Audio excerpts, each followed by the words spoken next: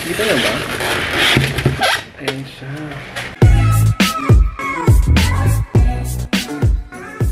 Follow me in today's video. I will be unboxing again from Lasco. Yeah, let's go into the video. Kita nyo ito guys.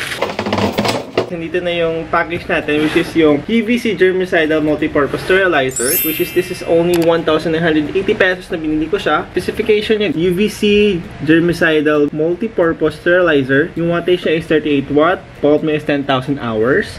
Area coverage 40 square meters. Voltage niya is 110 to 220 volts. Materials, iron frame, high temperature paint frosted surface, and dimension niya of lamp is 490 mm 190 mm. Tapos, yung nasa loob ng box is ito siya, yung UVC Germicidal Multipurpose Sterilizer plus yung remote control niya. Tingin ko lang, yung features nito is hospital or medical grade UVC Ozone Germicidal Sterilizer. Eliminates 99.9% of airborne viruses, bacteria, molds, mites, and their eggs. Emits strong ozone that sterilize area that UVC does not reach. Eliminates odor. Dapat daw 10 second start delay so operator can leave the exposed area. And easy 15, 30, 60 minutes timer mode. Long lasting 10,000 hours. Replaceable bulb. Nabibili siya sa Lazada mga 700 plus, 38 watts. And then made of durable iron frame and high temperature paint frosted surface, included a remote control. Ayun. So, this is it. Ito na yung receipt natin. Nakasama niya yung parang mini instruction siya dito. Yan. Dito na ba? Ayan siya.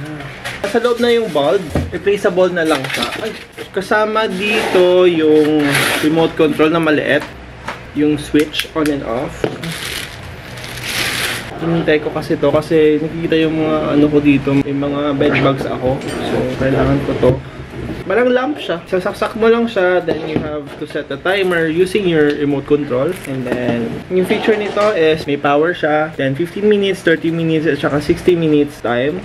Ito is replaceable, nasa 10,000. Be careful lang kasi open siya, mahahawakan mo yung valve. Ayun na guys yung unboxing natin. Thank you very much for joining me here and see you in my next video. Adios mi amigos. I got deja vu when I saw you at a table at a road spot set for two. With that look in your eye when you smile like you always do. But this time it wasn't me that was sitting there next to you.